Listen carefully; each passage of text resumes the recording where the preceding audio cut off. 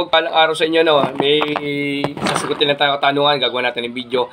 Ang tanong ni Kuya, no? Master, ano bang poder ang gagamitin ko upang mapagpagana ako ng orasyon? Ayun, tara, Kagimat, pag-usapan natin kung ano ba daw yung kanyang gagamitin poder upang mapagpagana siya ng orasyon. Tara, pag-usapan natin. Let's go! What's up mga Kagimat? Na ito na naman ninyong Kagimat, si Heping Agimat na mahilig sa Agimat. Pero wala namang Agimat. Nasa puso ang tunay na Agimat.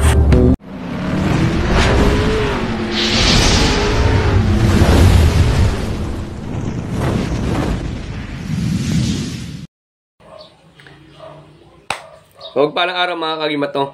Bigyan natin ng kasagutan sa abot ng kaya ng ating aral ng Team Happy Agimat.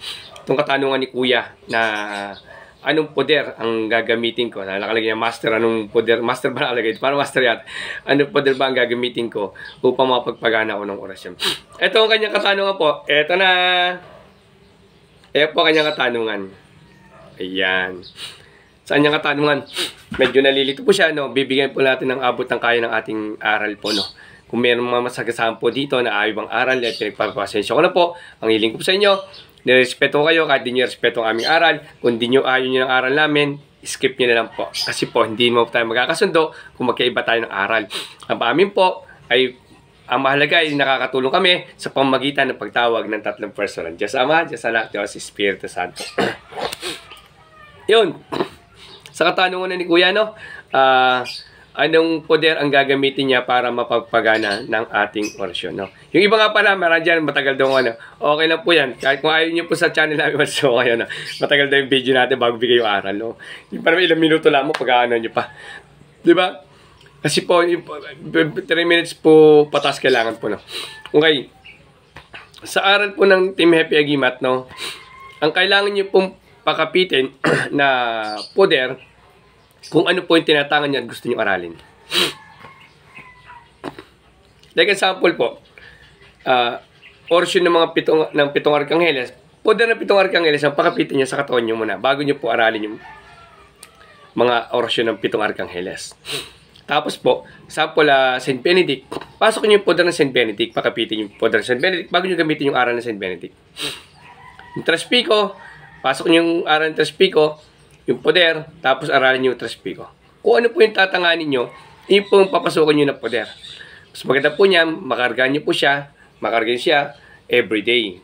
Bago matulog at pagising ng umaga. Pero huwag kayong mawawala ng ama namin sumasampalta bagay ng marahil. Wala natin kasi po yan ang pondo na para magpalakas lalo ng ating kakayahan, mapagpagana ng mga orasyon. At yung karga natin poder ay pinalalakas lalo ng pondo natin pamagitan po ng poder sa ama na sumasampalta bagay ng marahil. Kaya po yan po lagi nung una. Kasi lagi nyo pong uunahin ang Diyos Ama. Doon tayo lagi tumawag sa Diyos Ama. Lagi po kayo magdadasal ng ama na sumasampalta bagay ng marahil. Kasi po yan pondo. Habang dumadami po ang pagdarasal nyo po niyan, ay dumadami rin pondo natin sa katawan. Yung iba po talaga, nagdadasal po niyan 3, 6, 9, 12. No, tatlo-tatlo. Yung iba, siyam-siyam po. Pero, sa siguro din nyo po, na kung magdadasal kayo ng ganyang mga dasal po, at mga papasok ng pakap ng orasyon, siguro din nyo po malinis ang sarili nyo po. Hindi mo kini-perfect.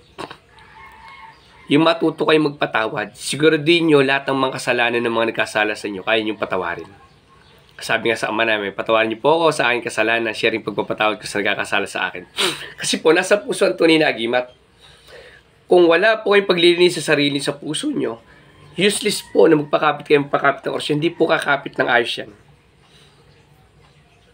Pagtawag sa taas, manalangin, paglilinis ng sarili, yan po gagawin nyo bago nyo maano po yung mga orasyon na yan bago kayo magpakapit para pure na positive ang papasok sa inyong katawan.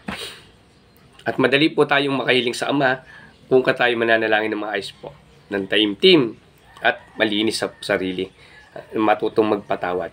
Yun po, pagka nagawa nyo na po yan, dasal mo na kami lang sumasampal na Bagay ng Maria, papakabitin yung poder nyo, tapos magpapagano nyo na po yung mga ibang orasyon nyo doon. Gusto nyo isama sa pakapit din para magtuloy-tuloy po.